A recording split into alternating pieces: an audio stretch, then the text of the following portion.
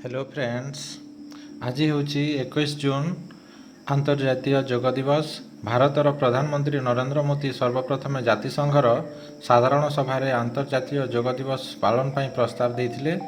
यह 177 देशर समर्थन मिलवा पर 2015 रु प्रतिवर्ष जून 21 तारिख को आंतर्जातीय योग दिवस भाव में पालन करा जाउछि।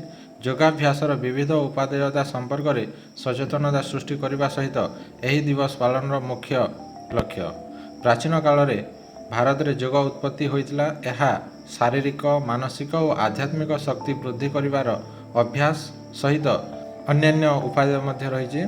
स्वामी विवेकानंद प्रथम थर पर यह पाश्चात्य दुनिया सहित परिचित कराइथिले। क्रमे समग्र विश्व में यार लोकप्रियता वृद्धि पाइबारे लागिला। विज्ञान मध्य योग को स्वीकृति देछि। आधुनिक योगाभ्यास विभिन्न आसन में सीमित रहिथिबा बेले पारंपरिक योग रे शारीरिक कसरत सांगकु ध्यान और आध्यात्मिकता उपर गुरुत्व दिया जाए।